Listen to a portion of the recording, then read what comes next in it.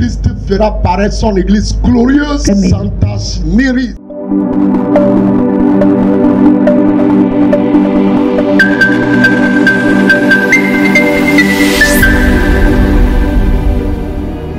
Il y a quelque chose qu'on appelle gloire. La gloire, c'est d'abord la présence de Dieu. C'est la présence de Dieu. Quand quelqu'un dit je veux voir la gloire de Dieu, cette gloire-là, c'est d'abord la présence de Dieu. Car là où Dieu est, sa gloire est là-bas. Sa puissance est là-bas. Sa sagesse est là-bas. Sa force est là-bas. Son honneur est là-bas. Et sa louange est là-bas. Matthieu a dit, délivre-nous du malin. Car le règne, la puissance et la gloire t'appartiennent de siècle au siècle. Le règne de Christ englobe sa richesse. Moïse dit à l'Éternel, voici, tu me dis, fais monter ce peuple et tu ne me fais pas connaître qui tu enverras avec moi. Cependant, tu as dit, je te connais par ton nom et tu as trouvé grâce à mes yeux. Maintenant, si j'ai trouvé grâce à tes yeux, fais-moi connaître tes voies. Alors je te connaîtrai et je trouverai encore grâce à tes yeux. Considère que cette nation est ton peuple. L'Éternel répondit, je marcherai moi-même avec toi et je te donnerai du repos. Moïse lui dit, si tu ne marches pas toi-même avec nous, ne nous fais point partie d'ici. Comment sera-t-il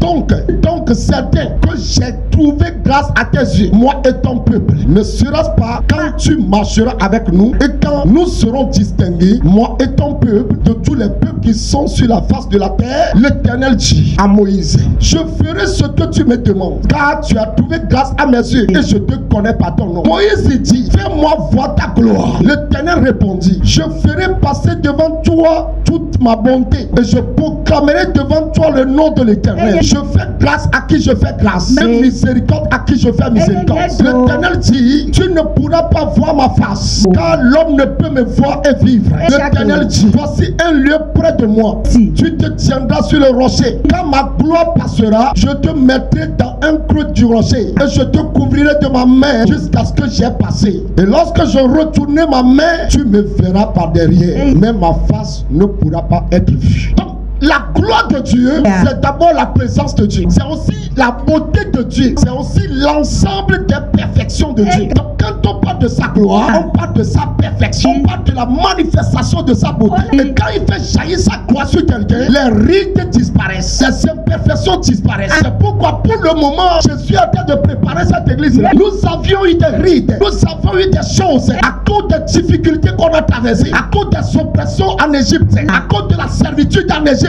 Nous portons des rides, nous portons des tâches. Mais Christ est en train de préparer son église en lui donnant sa gloire. Au moment où Dieu délivrait l'Israël de l'Égypte, au moment où le peuple s'avançait à Canaan, arrivé quelque part, Moïse dit, ce n'est pas toi qui dis que tu me fais voir ta gloire. Ce n'est pas toi qui m'as dit que tu m'as fait grâce. Comment tu me laisses aller seul? Tu me dis de partir et tu ne m'as pas dit avec qui j'irai. Cependant, tu as commencé à parler. Dis à Moïse, certainement, je te connais par ton nom et je t'ai fait grâce. C'est pourquoi j'irai moi-même avec toi. J'irai moi-même avec vous. Et Moïse va continuer toujours. Si c'est vrai que j'ai trouvé grâce à tes yeux, fais-moi voir ta gloire. Mais Dieu va lui dire, la gloire que tu recherches, tu ne peux pas la voir de face. Parce qu'un homme ne peut pas voir Dieu de face et vivre. Mais cependant, à côté de moi, dans ma présence, il y a un rocher. Que quelqu'un te caille, il y a un rocher. Et qui est ce rocher-là? Qui est ce rocher?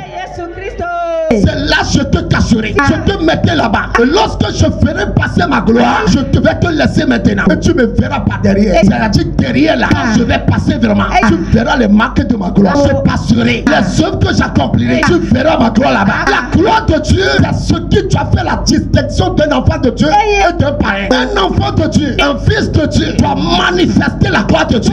Si Dieu passe vraiment dans ta vie, si tu es réellement dans ta vie, si tu te tiens réellement dans le rocher qui est Christ, la gloire de Dieu doit jaillir dans ta vie. La gloire t'environne. La gloire environne tous les domaines de ta vie. Dans le nom puissant de Jésus. Quand Dieu va parler à quelque part, maintenant va dire à Moïse, puisque j'ai dit que je vais marcher avec vous, tu vas faire quelque chose qu'on appelle l'âge de ma présence. Et quand on a préparé cette âge-là au milieu des Israélites, c'était la gloire de Dieu. Et quand l'âge est là, quand on la soulève, le peuple se lève. Quand on met l'âge devant, Dieu se met devant. Quand on relève l'âge, la gloire de Dieu se manifeste. C'est ainsi qu'Israël faisait, arriver jusqu'à Canaan. Au temps où ils étaient au Canaan, un jour, un combat va survenir entre eux et les Philistins. Les Philistins, un jour, puisqu'ils savent que l'âge représentait la gloire de Dieu au milieu des Israélites, ils sont venus voler l'âge. C'était au temps d'Élie. Et quand ils l'ont volé, celui qui devait venir rapporter la chose, quand il arrive et qu'il donne donne rapport à Élie. Il va dire, nous sommes au champ de bataille, mais les Philistins ont enlevé la gloire. Ils nous ont pris le lâche. Au même moment, Élie tombe et meurt. Mais en ce moment, il y a sa belle-fille enceinte, la femme de finesse. Quand le rapporteur est venu et qu'il a dit, on nous a volé l'âge. Quand Élie l'a écouté, il est tombé, il est mort. Et on a annoncé la mort également de ses enfants qui sont morts au front. Et quand la belle-fille a écouté cela, que son mari est mort, peut-être le temps même d'accoucher n'était même pas là. Elle a accouché. Et quand elle a accouché, elle va rendre là. Mais avant de mourir, elle a prophétisé. Elle a appelé le fils là, Ichabod. Ichabod veut dire la gloire est partie. La gloire est enlevée. Et la Bible nous dit, tous sont péchés et attendent la gloire. Ils ont perdu la gloire. Ils sont tous péchés. L'humanité entière a péché et manque de gloire. De la même manière que les Philistins ont pris l'âge qui représente la présence de Dieu, qui représente la gloire de Dieu. Quand l'humanité a péché, elle a perdu la gloire. Le Christ de Jésus, qui est le rocher, est venu pour restaurer cette gloire-là. C'est pourquoi, quand il est venu sur la terre, en train de faire son ministère, vers la fin pratiquement, il va prier dans Jean chapitre 17. Il va dire, mon Père, voici l'heure est venue que tu glorifies le Fils. Parce que je t'ai glorifié dans toutes choses. Glorifie maintenant le Fils. Dans ce même chapitre, il va continuer à prier. Mon Père, la gloire que tu m'as donnée, cette gloire que j'avais auprès de toi, avant le fondement des choses que tu me donnes, je la donne à l'église. Cette gloire-là que tu me manifestes, que tu me donnes, je la donne aussi à l'église. Afin que de même que toi et moi nous sommes un, qu'ils soient aussi un. Et que ta gloire soit vite dans leur Dieu est en train de manifester sa gloire par Christ. Puisque lui-même a prié pour la réclamer. Mon Père,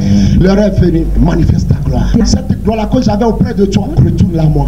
De même que tu me l'as donnée, je la redonne à l'église. Afin qu'elles soient aussi ensemble et qu'on puisse voir ta gloire dans leur vie. Et pour qu'on sache que je les ai aimés. Ce matin, je vais prophétiser tout simplement. Nom de Jésus, ce matin, que Dieu te fasse voir ta gloire. Dieu te fasse voir sa gloire. Que Dieu marque ton territoire. Pour le territoire de ton corps, le territoire de ton âme, le territoire de ta destinée, le territoire de ton existence, le territoire de ton commerce, le territoire de tes années. Sois marqué par la présence de Dieu ce matin. Et puisqu'il marque ce territoire-là, que sa gloire se manifeste. Là où il y a des rites dans ta vie, la gloire vient combler cela ce matin. La gloire vient combler cela ce matin. On ne verra plus ces rites-là dans ta vie. Dans le nom puissant de Jésus, les rites que laisse ton corps, à cause de tes souffrances passées, Dieu est en train de passer. L'Éternel est en train de passer. Il te casse dans le rocher. La gloire jaillit. La gloire jaillit. La gloire jaillit. Toutes les tâches qui sont dans ta vie, les tâches de la honte, les tâches de maladie, les tâches de tes combats passés, les tâches de tes échecs passés. La gloire de Dieu est en train de les laver ce matin. La gloire de Dieu est en train de les laver ce matin.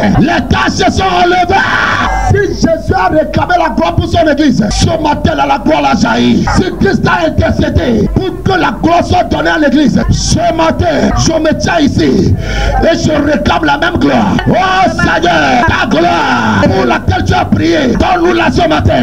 Donne-nous cette gloire ce matin. Cette gloire-là pour laquelle tu as intercédé auprès du Père. Libère-la, libère-la. Et que la gloire couvre l'église. Dans le nom de Jésus. Toute honte est enlevée dans votre vie. Toute disgrâce est enlevée dans votre vie. Les cicatrices de tes échecs sont balayées ce matin. Les traces de tes plaies passées, la gloire les fait disparaître. Là où tu pleurais, là où tu étais oppressé, la gloire vient te délivrer. La gloire vient te délivrer. Aussi de même que nous verrons Christ face à face, comme nous le verrons face à face, comme c'était l'ont déjà vu en Israël. À compter d'aujourd'hui, tu es en train de voir sa gloire. À cause de son sang versé, tu vois sa gloire à partir d'aujourd'hui. Tu vois sa gloire à partir d'aujourd'hui. Que le Dieu qui m'a appelé se révèle dans ta vie.